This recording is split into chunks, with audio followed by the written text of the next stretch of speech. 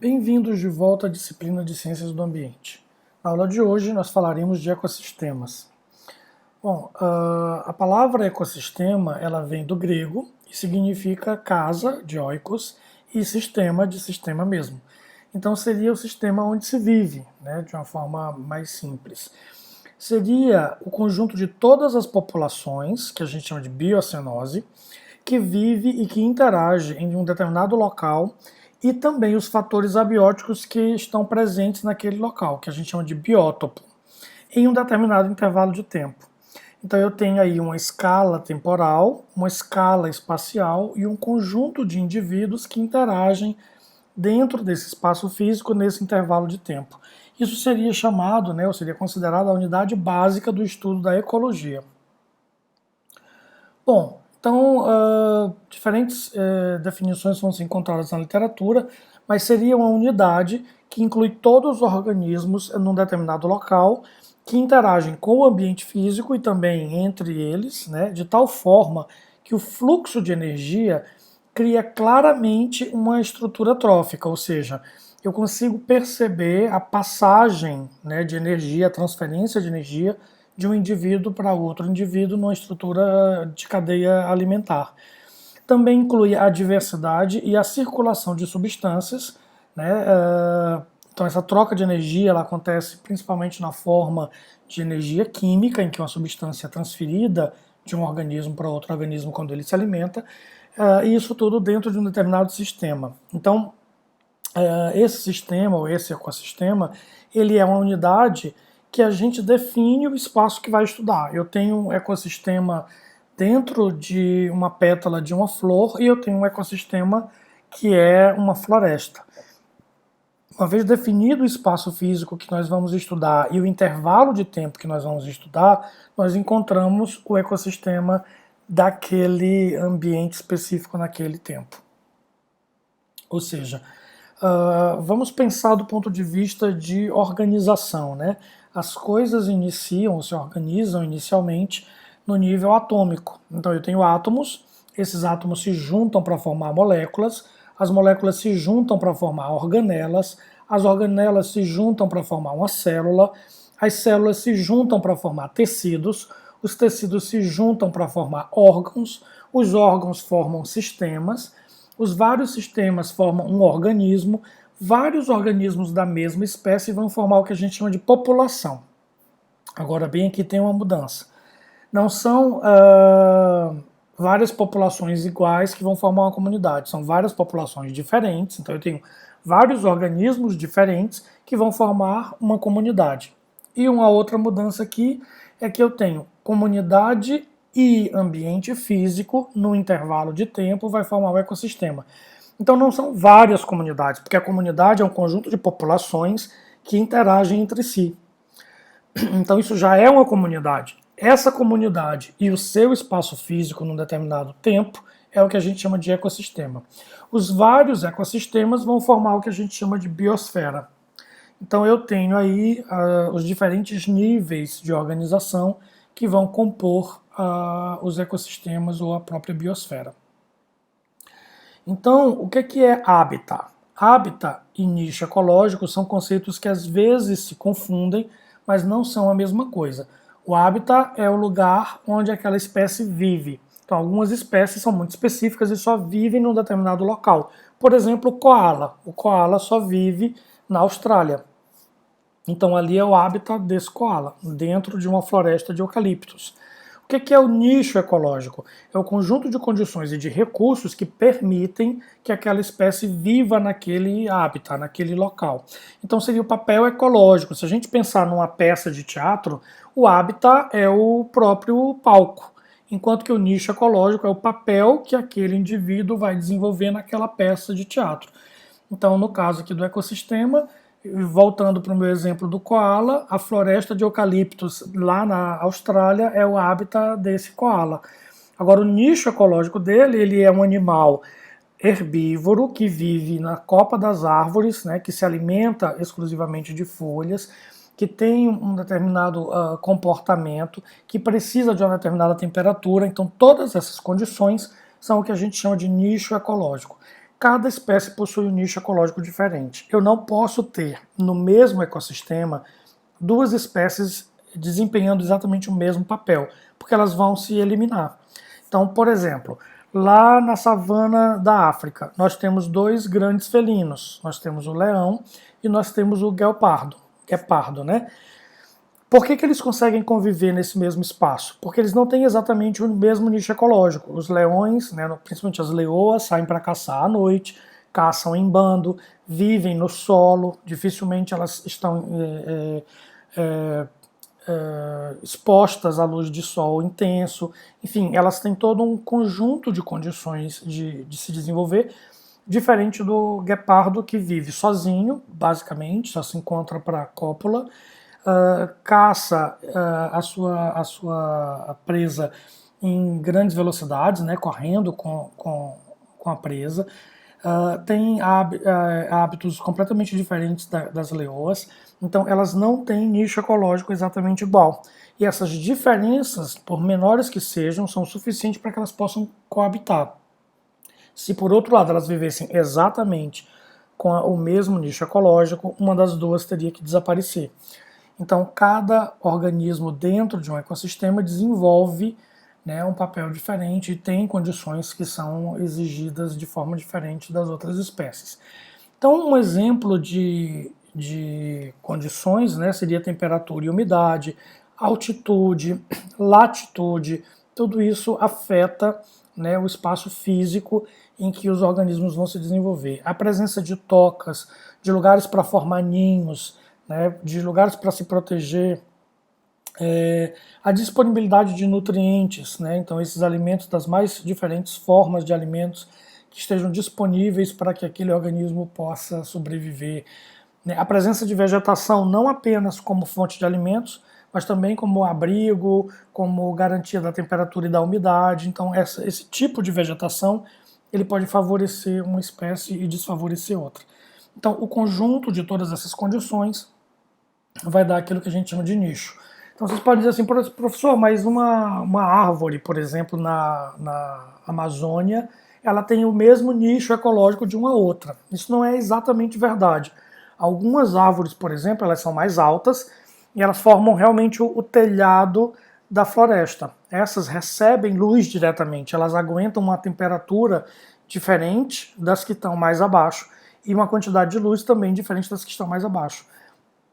Quando você vai descendo essa altura das árvores, você vai encontrando outras espécies.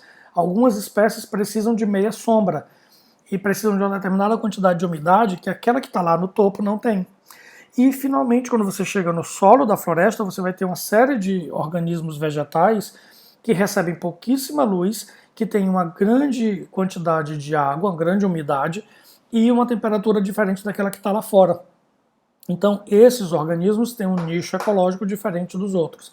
Além disso, uma espécie serve de alimento para uma outra espécie, mas não para uma terceira. Então, isso tudo compõe o nicho ecológico e é por isso que aquelas diferentes árvores convivem, porque elas não estão exatamente desempenhando o mesmo papel naquele ambiente. Bom, então os principais componentes de um ecossistema são o próprio regime climático, né? Temperatura, umidade, luz, enfim, vento, uma série de condições climáticas, a presença de substâncias inorgânicas, né, que eu tenho aí metais que servem como nutrientes, nitrato, nitrito, sulfato, fosfato, também compostos orgânicos, né, açúcares, proteínas, gorduras, vitaminas, enfim, uma série de substâncias orgânicas e inorgânicas que servem como nutrientes para os organismos vivos. E isso é o que a gente chama de ciclo, né? Essa disponibilidade dessas substâncias é o que a gente chama de ciclo de matéria e energia, que nós vamos ver numa aula a posteriori. Os produtores são os organismos que fazem a fotossíntese ou a quimiossíntese. Essa quimiossíntese acontece no fundo dos oceanos. Nós temos aqueles organismos que comem, que se alimentam de outros organismos ou de partículas maiores. Aí a gente tem os herbívoros e os carnívoros. E nós temos os organismos que se alimentam dos restos que estão se decompondo, como fungos e bactérias, que vão degradar essa matéria orgânica que está disponibilizada ali, transformando de novo nos nutrientes que vão ser usados pelos produtores para fazer fotossíntese, para serem depois alimento dos herbívoros, que depois vão ser dos carnívoros, e depois toda essa matéria orgânica vai de novo ser decomposta por esses decompositores. Então, a gente tem aí um ciclo, né, de matéria também dentro dos organismos vivos. Além dos ciclos biogeoquímicos, que nós vamos ver numa aula posterior, nós também temos os ciclos dentro dos organismos vivos que a gente chama de cadeia trófica. E isso é o que a gente chama de biomassa, né? Esse crescimento de organismos vivos dentro de um ecossistema forma o que a gente chama de biomassa. Por que a biomassa é muito importante? Hoje, principalmente, né? Porque a gente tem aí o acúmulo de energia. A quantidade total de energia que é acumulada no sistema ela é acumulada na forma de biomassa. A energia é transformada em energia química e fica armazenada dentro dos organismos vivos, na forma, de novo, de proteínas, açúcares e gorduras. Então, esse material todo, né, toda essa soma de matéria viva é o que a gente chama de biomassa. E ela pode ser considerada ou quantificada como energia armazenada ou como massa seca.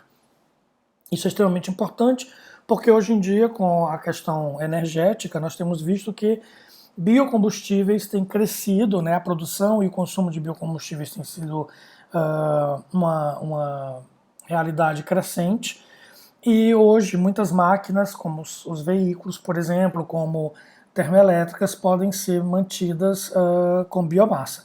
Então, a substituição de combustíveis fósseis por biomassa tem sido, inclusive, uma exigência do mercado de energia hoje em dia. Então, saber avaliar isso é extremamente importante.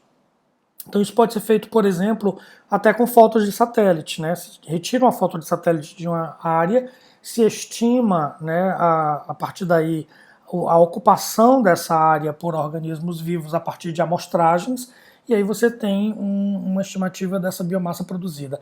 Isso também é importante para o crédito de carbono. Também sabemos que existe hoje um mercado de crédito de carbono em que em alguns países, algumas empresas, para produzirem, para construírem as suas instalações, elas precisam compensar isso na forma de carbono, né, de retirada de carbono da atmosfera.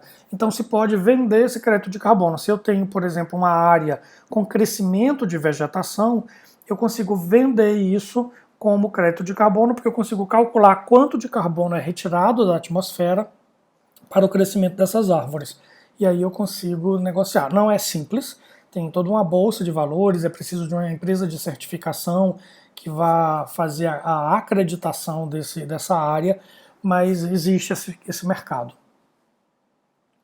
Bom, então aqui a gente tem uma imagem que mostra um pouco dessa cadeia trófica, onde diferentes organismos aqui, né, convivem nessa mesma área, desempenhando diferentes papéis, e esse sistema é chamado de sistema em homeostase. Por quê?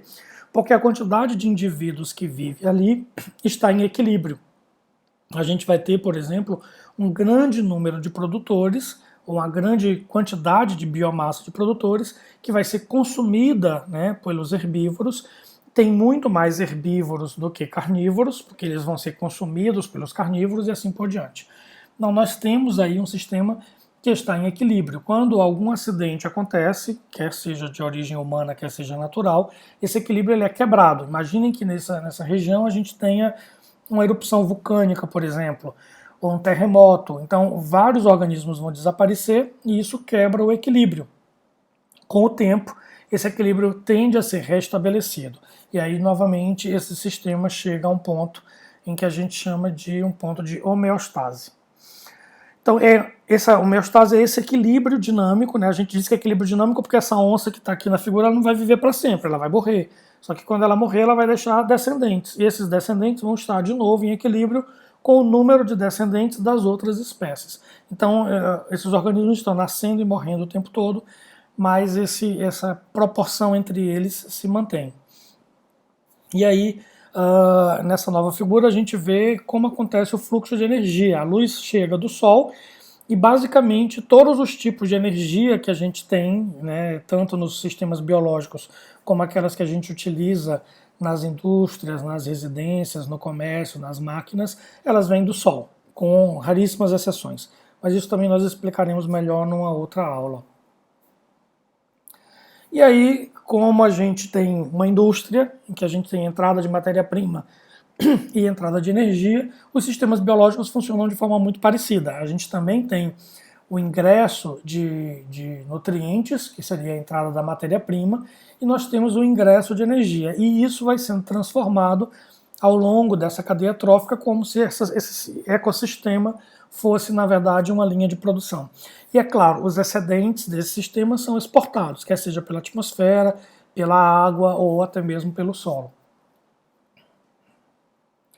Então, esse fluxo de energia, que aqui está representado de uma forma mais em fluxograma, né, ele é extremamente importante para manter a homeostase desse sistema e é importante que a gente entenda como isso acontece. Então eu tenho que ter, como eu já falei, um grande número de produtores que vão servir de alimento para os consumidores primários, que são os herbívoros, que depois vão ser alimento para o consumidor secundário, e finalmente a gente tem um organismo de topo de cadeia, como é o caso do ser humano, como é o caso dos tubarões, como é o caso das águias e gaviões, enfim. Então esses organismos eles vão se alimentando, né, de um número cada vez maior de indivíduos, quanto mais baixo ele está na cadeia trófica. Então eu preciso ter em um sistema em homeostase uma grande quantidade de produtores para poder manter esse sistema em equilíbrio. Então imaginem que esse organismo que está lá no topo da cadeia alimentar chega a um número de 8 bilhões de indivíduos no planeta. Então isso pode comprometer o equilíbrio desse ecossistema, porque eu posso ter falta, né, carência de organismos nas cadeias, nos níveis inferiores da cadeia trófica. Então, também é importante a gente falar sobre sucessão ecológica, que nós já vamos discutir numa próxima aula.